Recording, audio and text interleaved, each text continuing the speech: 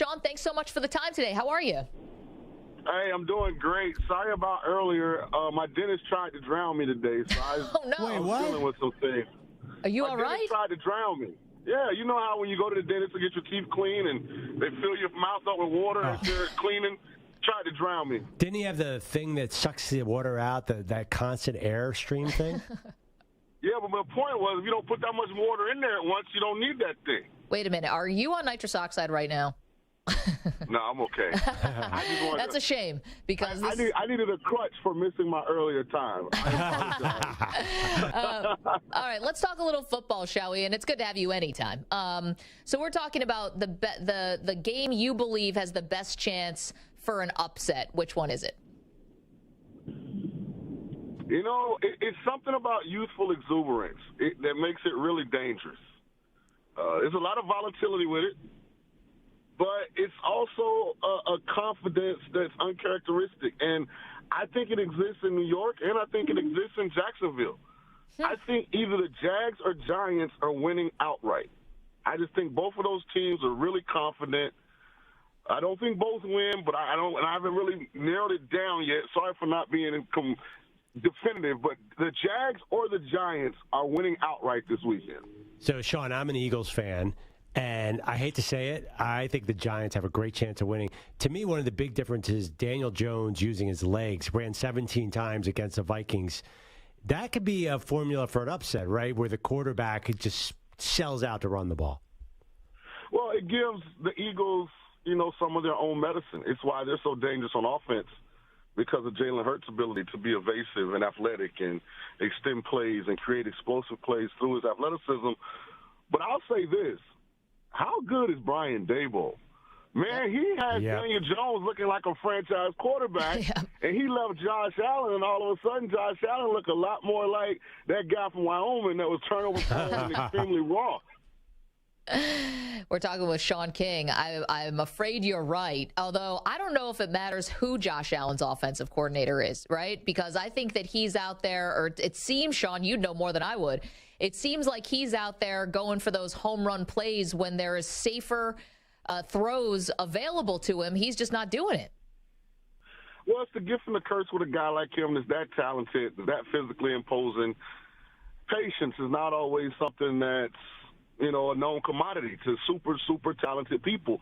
But sometimes patience is the best way to approach the game of football. And I think what you're seeing with Josh is Ken hasn't been able to rein him in as well as Brian Daboll was. And I'm talking Ken Dorsey, the coordinator there. Brian did a great job of creating enough explosive situations for him and making him be disciplined and do the little things right all the time. Like, Josh is a guy that's going to make 3 highlight plays, but he's going to miss 12 layups. But you're never going to remember to miss layups because of the 3 highlight plays. So I think Brian Daboll, and this is not really to criticize Josh Allen as much as it is just to big up Brian Daboll. I mean, he's emerging as one of the preeminent guys in that league at the head coach spot. We're talking to Shaun King of VSiN. Now, I have a simple question for you, Shaun. Who is going to be the quarterback of your former team, the Tampa Bay Buccaneers, next season? Brady. So I hope he leaves. I'm tired of him. Good people losing their jobs because Brady got old. I don't like that. I think Tampa's window to win a championship with this group has closed. I just think it's time to go ahead and reconstruct it, figure out what value we currently have, where we can maybe get rid of some pieces that still have a couple good years left, but get younger and get this core group to make the next run in a couple years.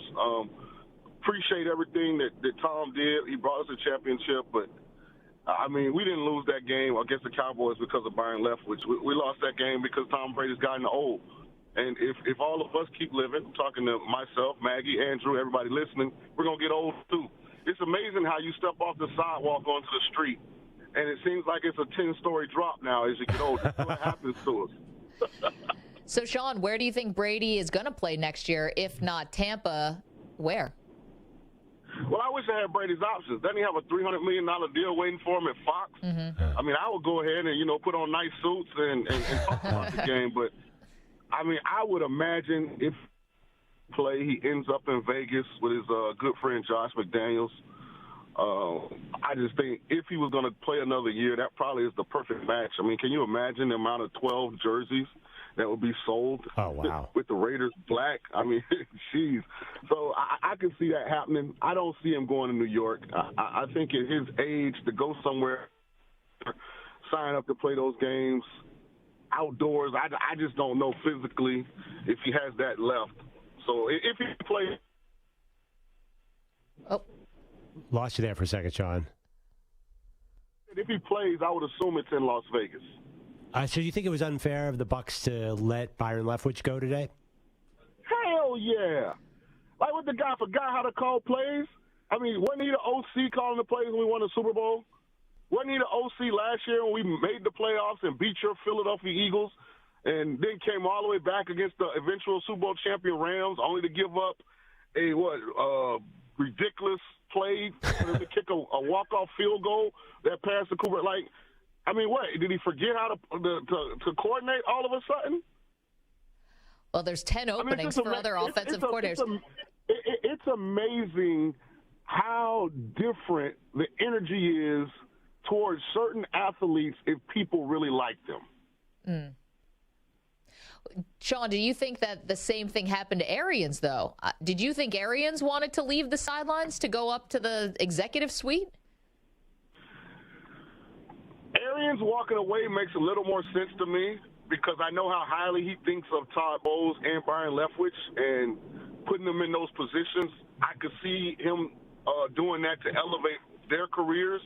But I'm sure, based on what I've heard, that, Tom wasn't against Bruce, going upstairs. And, but that's what happens. I consider myself a man of the people. I try and really, wherever I live, and, and really become a part of the fabric of the community. And part of that is dealing with young people and dealing with the elderly. So I'll go to, nursing homes, and just talk to people and, see if I can be of assistance.